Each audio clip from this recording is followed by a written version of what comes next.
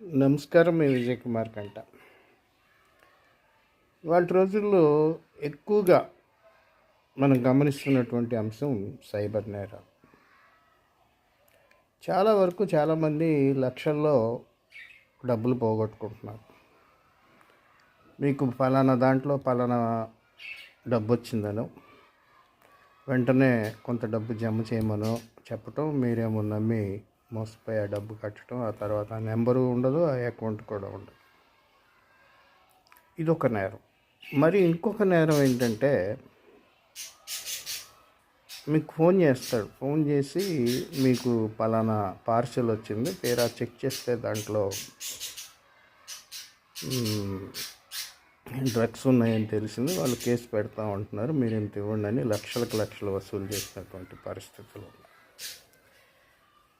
ఇవి వచ్చినప్పుడు మీరు కంగారు పడి వాళ్ళకి డబ్బులు పంపటం ఇలాంటివి చేయొద్దు. వెంటనే పోలీసులకి సమాచారం అందించండి. అటువంటిది ఏమన్నా ఉంటే స్థానికంగా పోలీసులు చూసుకుంటారు. రెండోది, ఇలాంటి సమస్యలు ఎదురైనప్పుడు మీకు ఫోన్ వస్తే సాధారణంగా మీ స్థానికంగా దగ్గరలో ఉన్నటువంటి పోలీస్ స్టేషన్ నుంచి మాత్రమే వస్తుంది.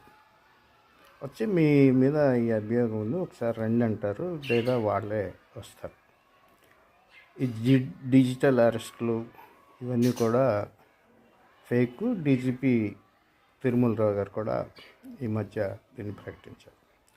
మరో ముఖ్యమైన విషయం, వీటన్నిటి నడుమ అనుకోకుండా ఏ సైబర్ నేరగాళ్ళ మోసంలో అయినా మీరు పడితే వెంటనే 1 గంట లోపే మీ సమీప పోలీస్ స్టేషన్కో, అట్లాగే ఇటువంటి నేరాలకు సంబంధించి ఇచ్చినటువంటి టోల్ ఫ్రీ నెంబర్కో మీరు ఫోన్ చేస్తే 1 గంట లోపు, దాన్ని గోల్డెన్ అవర్ అంటారు, చేస్తే కనుక నేరస్తుల్ని తేలిగ్గా పట్టేసుకొని మీ సొమ్ము మీకు తిరిగి వస్తుందన్నమాట.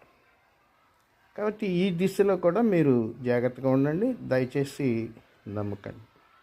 అట్లాగే రకరకాల చాక్లెట్లని, లేదా ఇంకోటని కొన్ని ప్రచారాలు కూడా వస్తుంటే వాటికి కూడా కొంచెం దూరంగా ఉండటం మనకు అన్ని విధాలా మంచిది.